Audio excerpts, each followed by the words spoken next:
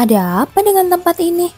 Orang-orang sering bilang kalau hantu biasanya muncul di tempat seperti aula pemakaman, rumah penyimpanan abu, atau di pemakaman. Tapi semuanya salah. Anehnya, hantu justru tidak menetap di tempat-tempat seperti itu. Begitu mereka sadar bahwa mereka sudah mati, biasanya mereka langsung naik ke alam atas atau sibuk menyelesaikan urusan yang belum tuntas di hidup mereka. Faktanya, sangat jarang bisa menemukan roh seseorang di tempat duka. Malah banyak hantu yang bahkan enggan mendekati tempat pemakaman mereka sendiri karena tidak sanggup melihat kenyataan bahwa mereka telah mati. Tapi kenapa tempat ini dipenuhi hantu? Tempat yang sedang Kamila lalui sekarang adalah sebuah pemakaman, tapi bukan pemakaman biasa. Ini adalah makam para pahlawan nasional. Siapapun yang pernah berjasa bagi negara pasti ingin dimakamkan di sini. Bahkan dimakamkan di tempat ini saja sudah menjadi kehormatan besar bagi keluarganya. Pada akhirnya ya tetap saja ini cuma kuburan.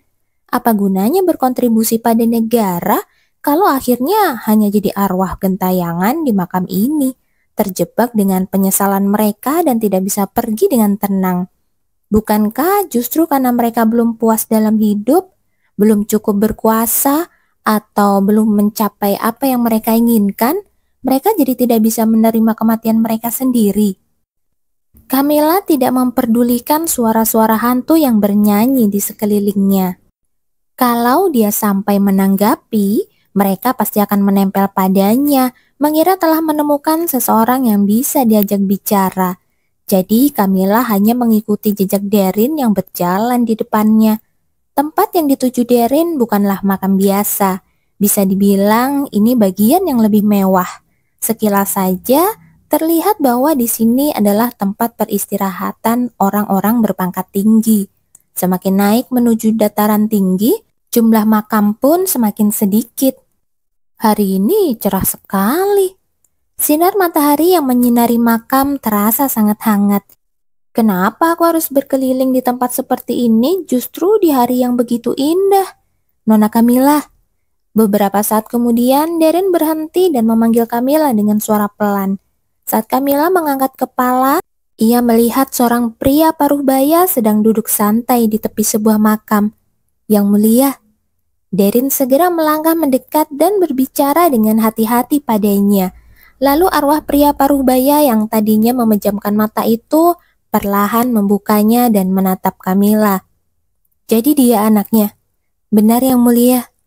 Kamila belum benar-benar diberitahu siapa yang akan ia temui. Ia hanya mengikuti Darin yang terus mengatakan bahwa ia harus bertemu pria ini. Hantu pria paruh baya itu menatap Kamila. Kamila pun menatapnya kosong. Kau benar-benar bisa melihatku. Aku juga bisa mendengarmu. Tawa yang keluar dari mulutnya terdengar sangat kosong, campuran antara bahagia dan sedih, sebuah tawa yang penuh dengan perasaan. Akhirnya semuanya akan menemukan akhir juga. Akhir, ternyata ia ingin meminta sesuatu darinya. Aku seharusnya memperkenalkan diri lebih dulu. Herschel Sorpel, kau adalah duk sebelumnya kan? Memimpin keluarga Sorpel yang dulu. Bagaimana kau tahu? Apa Darin memberitahumu? Melihat ekspresi bingung dari hantu parubaya itu, Kamila menghela nafas kecil dan menunjuk ke batu nisan di belakang tempat duduknya. Aku juga bisa membaca tahu. Namanya tertulis jelas di batu nisan tempat ia duduk. Pemimpin ke-39 keluarga Sorpel, Herschel, beristirahat di sini. Itu sudah lama sekali, karena Duk Sorpel yang sekarang adalah pemimpin yang ke-42. Alasan aku memanggilmu ke sini, sebelumnya boleh aku bertanya satu hal? Tentu, silakan. Dengan izin Herschel, pandangan Kamila tertuju ke arah kepalanya. Itu keturunan ya? Keturunan. Rambutnya, bentuk kepalanya benar-benar bagus, kinclong banget. Bersinar terkena cahaya matahari. Kepalanya yang botak tak henti-hentinya menarik perhatian Kamila. Divine Beast katanya. Setelah bertemu Herschel, kepala Camilla terasa penuh. Ia memang pernah mendengar soal makhluk suci itu. 3 keluarga Duke yang mengendalikan Divine Beast dan Divine Beast milik keluarga Sorpel yang telah lama menghilang. Camilla tahu dengan jelas simbol Divine Beast dari keluarga Sorpel, seekor harimau putih. Cocok banget sama Ludwig. Camilla menghela nafas pelan sambil membayangkan rambut putih Ludwig yang benar-benar tidak memiliki warna lain. Jadi, kau ingin aku mencarinya? Herschel, si hantu parubaya yang kutemui, adalah orang yang menyebabkan Divine Beast menghilang dari keluarga Sorpel. Ya, kalau dipikir-pikir, ini bukan sepenuhnya salahnya juga sih. Bukan berarti dia sengaja diracuni. Ia menjadi arwah gentayangan karena tidak bisa meninggalkan dunia ini dalam damai. Dia masih ingin menyampaikan kepada keturunannya di mana lokasi kelahiran Divine Beast yang baru. Ia harus menyampaikannya dengan cara apapun. Tapi sampai sekarang, setelah sekian lama, dia belum menemukan jalannya. Seberapa dalam penyesalannya atas kematian sendiri, sampai-sampai ia menjadi arwah yang tak bisa pergi ke akhirat. Kasian sih, tapi apa yang dia ingin aku lakukan? Herschel memberitahunya di mana Divine Beast milik keluarga Sorpel berada. Tapi kenyataannya tidak semudah itu. Bagaimana kalau tiba-tiba aku membawa pulang telur Divine Beast yang selama ini tidak bisa ditemukan siapapun? Menyeramkan. Membayangkan semua pertanyaan yang akan dilontarkan anggota keluarga saja sudah bikin kepalaku sakit. Kenapa aku harus berperan menjadi paranormal juga di sini? Camilla menghela nafas berat membayangkan segala ramalan dan ritual yang mungkin harus ia lakukan. Dan dia bilang letaknya di dalam air. Sungguh cara paling sempurna untuk mendapat gelar sebagai cewek gila. Kalau orang lain melihat seorang wanita bangsawan, terutama yang reputasinya seburuk dirinya, tiba-tiba melompat ke air dan berenang ke sana kemari, kira-kira apa yang akan mereka katakan?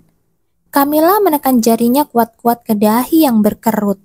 Begitu dia melompat ke air dengan alasan ingin mengambil makhluk suci, saat itu juga dia akan dicap sebagai orang gila sejati di wilayah ini. Kalau aku menemukan makhluk suci itu untuk mereka, bukankah kemungkinan aku mati jadi jauh lebih kecil? Itu kan sesuatu yang sudah mereka cari sejak lama. Kalau aku membantunya menemukan itu, mereka pasti nggak akan langsung menghabisiku seperti sebelumnya. Nona, Anda terlihat sangat cantik hari ini. Jadi maksudmu aku nggak cantik sebelumnya? Bukan begitu, maksud saya gaun hitam itu sangat cocok dengan Anda. Darin terus saja mengoceh di sampingnya, seolah berusaha mati-matian menghiburnya. Tapi dari mulut Camilla yang keluar hanyalah desahan yang semakin berat. Serius Nona, tidak akan ada yang secantik Anda kalau pakai warna hitam. Sudah cukup. Saat itu juga, sekelompok orang mulai mendekat. Memotong ucapan Darin, Camilla mempercepat langkahnya, masih dengan tangan menekan dahi. Orang-orang yang mendekat sempat berhenti sebentar saat melihatnya, tapi Camilla yang larut dalam pikirannya lewat begitu saja tanpa memperhatikan mereka. Dia sudah dibebani tugas yang sangat menyusahkan, sampai-sampai tidak bisa memikirkan hal lain. Itu bukannya Nona Camilla ya? Iya, kayaknya dia deh. Orang-orang yang ditinggalkan Camilla saling pandang, terlihat sedikit terkejut. Ngapain dia ada di sini? Mana aku tahu. Kita kesini kan buat acara peringatan ibumu. Kalau dia untuk apa ya? Mereka menatap punggung Camilla yang semakin menjauh, lalu perlahan mengalihkan pandangan ke sosok tenang yang berdiri diam di antara mereka. Rambut merah menyala pria itu langsung mencolok. Dia tampak berusia 1 atau 2 tahun lebih tua dari Camilla. Aneh ya, Nona Camilla lewat di depanmu tanpa melihat sama sekali. Mungkin dia nggak lihat aku. Nggak mungkin, ini Camilla loh, yang biasanya langsung lari ke arah Petro meski masih jarak 100 meter. Percakapan mereka diselingi tawa kecil, sementara pria itu, si Petro, mengalihkan pandangannya ke arah Camilla yang makin jauh. Petro Jabilon adalah putra tertua keluarga Jabilon. salah satu dari 3 keluarga Duk besar di Kekaisaran Fable, dan calon penerus generasi selanjutnya dari klan Jabilon. Biasanya setiap lihat kamu, dia langsung ngejar seolah kamu satu-satunya yang ada di dunia ini. Persis. Teman-teman Petro menahan tawa. Sudah jadi rahasia umum kalau Camilla sangat tergila-gila pada Petro dan selalu mengikutinya kemanapun. Kemanapun dia pergi, Camilla pasti muncul dan berada di dekatnya. Udahlah, jangan ngomong sembarangan. Petro tertawa kecil, menegur teman-temannya dengan nada santai. Tapi emang bener kan? Kamu tuh terlalu baik. Bukannya dulu dia sempat nyuri sesuatu darimu. Dia nggak nyuri, aku yang hilangin. Terus dia nemuin dan menyimpankannya buat aku. Yang bener aja, kamu kan bukan tipe yang gampang kehilangan barang. Teman-temannya menggeleng bersamaan, seperti kesal dengan sikap lembut Petro. Tapi menurut kalian, Nona Camilla kelihatan beda nggak sih hari ini? Kamu juga ngerasa gitu? Aku barusan mikir hal yang sama. Wajahnya memang begitu dari dulu. Apa cuma aku yang ngerasa dia kelihatan menarik hari ini? Aku juga ngerasa gitu. Mendengar celotehan teman-temannya, Petro mendecakkan lidah pelan. Udah cukup ngobrol kosongnya, ayo jalan. Dengan desakan Petro, mereka mulai berjalan lagi. Tapi meski melangkah, mata Petro sempat menoleh ke belakang. Dia menatap sejenak ke arah tempat Camilla tadi menghilang, lalu tersenyum samar, seperti biasanya, dan kembali melangkah pergi. Haus. Seharian ini hanya memikirkan air saja.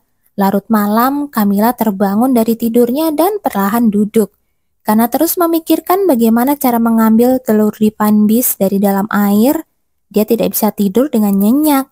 Baru saja berhasil terlelap sebentar, tapi sekarang sudah bangun lagi. Teko air yang ia isi sebelum tidur ternyata sudah kosong. Sepertinya karena terlalu banyak minum air karena rasa haus yang tidak tertahankan, air dalam teko itu pun habis total. Camilla melirik ke arah jam dinding yang terpasang di salah satu sisi tembok, lalu mengangkat tubuh sepenuhnya dari tempat tidur. Jarum jam menunjukkan pukul 3 pagi, terlalu malam untuk membangunkan pelayan Donna hanya untuk mengambil air. Camilla perlahan keluar dari kamar. Kediaman Duk yang diselimuti kegelapan sangatlah sunyi. Begitu sunyi, hingga suara langkahnya sendiri menggema sampai ke telinga. Namun ketika sampai di dekat dapur, langkahnya terhenti. Lampu di ruang makan menyala. Siapa yang masih bangun di jam segini? Rasa penasaran tak bisa ia tahan. Alih-alih ke dapur, Camilla mengubah arah menuju ruang makan. Begitu melangkah masuk ke ruang makan, ia kembali berhenti. Seseorang sedang makan di sana. Kamu baru makan sekarang? Raffi yang katanya sibuk dengan riset dan tak muncul saat makan malam, ternyata benar-benar sedang makan sendirian di larut malam. Kamu ngapain kesini jam segini? Terkejut oleh kemunculan Camilla, Raffi buru-buru mendongak. Ngambil air minum. Kan bisa suruh orang lain. Ini sudah terlalu malam. Terus aku ini apa? Raffi bergumam kesal karena harus makan malam di jam segini. Camilla menanggapinya santai. Aku bisa cari sendiri kalau cuma air. Raffi menatap Camilla sejenak lalu kembali makan. Menu di meja terlihat sangat sederhana. Mungkin karena waktu yang sudah larut, hanya salad, sup, dan roti. Setelah melihat Raffi makan, Camilla pun berbalik dan keluar dari ruang makan. Wah, minum air cepat-cepat lalu tidur lagi. Kalau enggak, bisa-bisa bergadang beneran. Namun saat menguap, tatapannya kembali tertuju pada Raffi. Ia menatap lelaki itu yang sedang makan sendirian di meja makan besar. Setelah diam sejenak, Camilla berbalik kembali dan mendekatinya, lalu duduk di hadapannya. Raffi melotot heran pada aksi tiba-tiba Camilla. Kamu ngapain? Nonton. Apa?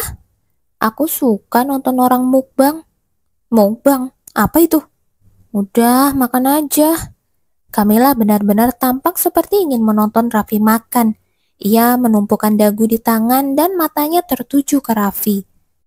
Raffi sempat bengong, tapi kemudian mengabaikannya dan lanjut makan. Sepertinya dia ingin cepat-cepat selesai dan kembali ke laboratorium. Ada yang bilang orang bisa tidur sambil dengerin suara orang makan. Ternyata begini rasanya. Di ruang yang sunyi itu, suara Raffi mengunyah terdengar menenangkan seperti lagu Nina Bobo. Kalau ngantuk ya tidur sana. Aku nggak ngantuk kok, nggak ngantuk. Matamu buka dulu kalau mau ngomong. Nih, udah aku buka. Mana ada? Dia tidur ya? Camilla akhirnya tertidur dengan tangan sebagai bantal. Raffi menurunkan garpunya dan memandangi Camilla yang terlelap. Dia menghela nafas lalu tersenyum lemah. Aneh sekali rasanya. Saat tadi Camilla duduk di hadapannya, ada perasaan aneh yang muncul. Seperti ruang kosong di dalam dirinya tiba-tiba terisi. Dia sendiri pun tidak tahu perasaan itu apa. Tapi, ya, nggak buruk. Beberapa waktu lalu, dia hanya merasa Camilla itu merepotkan. Setiap kali gadis itu membuat masalah dan membuat sang Duk marah, Raffi juga ikut kena getahnya karena mereka sedarah. Tapi sekarang, entah bagaimana perasaannya pun berubah. Melihat Camilla di depannya, sama sekali tidak terasa menyebalkan. Melihat tubuh Camilla yang sedikit menggigil karena kedinginan, Raffi pun berdiri. Sepertinya dia harus menggendongnya kembali ke kamar. Namun sebelum Raffi sempat menyentuhnya, tangan lain lebih dulu mengangkat Camilla dengan hati-hati. "Kakak?" Itu Lutfil. Dahi Raffi berkedut melihat kakaknya mengangkat Camilla. "Lanjutkan makanmu. Aku saja yang antar." "Gak perlu." Lutfil langsung berjalan keluar dari ruang makan, membawa Camilla. Raffi hanya bisa menatap punggung itu, sementara dahinya berkerut semakin dalam. Kapan aku tertidur? Dengan mata yang masih setengah terbuka, Camilla perlahan bangkit dari tempat tidurnya. Dia masih ingat semalam bertemu Raffi di ruang makan. Tapi kapan aku sampai kamar? Tidak ada ingatan sama sekali. Sepertinya dia memang benar-benar tertidur lelap. Gawat, jangan-jangan Raffi yang menggendongnya kembali ke kamar. Camilla menutup wajahnya dengan kedua tangan, mengusap wajahnya berulang kali. Dia bisa membayangkan betapa kesalnya Raffi saat itu. Pasti pria itu sudah memaki-maki dalam hati. Pasti hari ini dia bakal kena semprot lagi. Dengan niat untuk sedikit mengurangi potensi ceramah dari Raffi, Camilla pun cepat-cepat bersiap keluar. Tidak mau sampai terlambat ke meja makan dan makin memperburuk suasana dengan tatapan tajam Raffi. Namun saat sedang melihat ke cermin, langkahnya terhenti. Ia mendadak teringat mimpi yang dialaminya semalam. Gila, sekarang bahkan sampai ke mimpi dia muncul juga. Lutfil, di dalam mimpinya, dia muncul dan membuat Camilla tidak bisa bergerak sama sekali. Ia berusaha melarikan diri, tapi tubuhnya tak mau mendengar perintah. Bahkan dalam mimpinya, Camilla menangis terseduh-seduh, memohon-mohon agar tidak dibunuh. Sekalipun itu cuma mimpi, betapa memalukannya menangis dan tertawa seperti itu di usia segini. Camilla mendecakkan lidahnya pelan dan segera melangkah keluar dari kamar. Tak lama kemudian, Camilla bertemu Raffi di dekat ruang makan. Raffi, panggil aku yang benar. Loh, aku sudah memanggilmu dengan benar kok. Kau mau aku tonjok? Camilla hanya ingin mencairkan suasana dengan sedikit bersikap akrab. Tapi bukankah ini sedikit melegakan? Apa maksudmu? Kalau adik kecilmu ternyata lebih ringan dari yang kamu kira. Kamu gak kaget kemarin pas ngangkat aku? Kalau adikmu ini ringan banget. Oke, aku berhenti. Jangan tatap aku dengan pandangan seperti itu. Semakin Camilla bicara, wajah Raffi semakin gelap. Ya ampun, kemarin aku memang agak merepotkan. Tapi apa perlu seterang itu menunjukkan rasa kesalmu? Pandangan Raffi tiba-tiba beralih ke belakangnya, membuat Camilla ikut menoleh secara refleks. Itu Lutfil. Melihatnya langsung membuat mood Raffi turun drastis. Meski Camilla merasa tidak nyaman dan canggung dengan Lutfil, dia tetap memaksakan senyum. Kakak sudah datang. Cuacanya cerah banget ya hari ini. Sebagai balasan, Lutfil hanya mengangguk pelan tanpa berkata apa-apa. Tiba-tiba Raffi memanggil Kamila dengan suara agak tinggi. Kenapa? Apa? Kenapa tiba-tiba teriak? Kenapa kamu gak adil? Gak adil soal apa? Kenapa kamu ngomong sopan banget sama dia? Apa sih maksudnya? Kamu ngomong santai banget sama aku, tapi super sopan sama dia. Ya ampun, kekanak-kanakan banget sih. Sekarang kamu ribut soal gaya bicara. Kamila menatap Raffi dengan ekspresi tak percaya. Kamu sendiri yang selalu nyapa aku pakai hey, hey. Emangnya nama aku hey? Kenapa tanya sesuatu yang jawabannya udah jelas? Bukankah alasannya sama kayak kenapa kamu bebas panggil aku seenaknya? Apanya yang jelas? Kenapa dia yang dapat perlakuan hormat? Soalnya kamu itu kan kakakku. Apa? Kamu kan keluargaku. Kenapa ekspresimu kayak gitu? Kamu kaget? Jangan bilang selama ini kamu bahkan gak nganggap aku adikmu. Dasar brengsek. Kamila menatap Raffi dengan ekspresi tak percaya. Melihat matanya membelalak seperti tak mengerti maksud kata-katanya. Kenapa sekarang dia senyum? Bibir Raffi tiba-tiba melengkung pelan ke atas, membuat Kamila semakin bingung. Apa yang lucu dari omonganku barusan? Kamila tiba-tiba merinding saat melirik ke samping. Tubuhnya langsung kaku. Aura Lutfil berubah jadi sedingin es. Wajahnya yang memang biasanya tanpa ekspresi, sekarang tampak membeku. Padahal tadi suasananya gak separah ini. Sebaliknya, Raffi kelihatan malah senang sekarang. Sudut bibirnya terangkat sambil sesekali melirik ke arah Lutfil. Ada apa sih ini? Kamila menghela nafas dalam-dalam melihat dua pria itu dengan mood yang berbanding terbalik secara ekstrim. Ayah, apa ada yang salah? Hari ini para pria di rumah ini benar-benar aneh.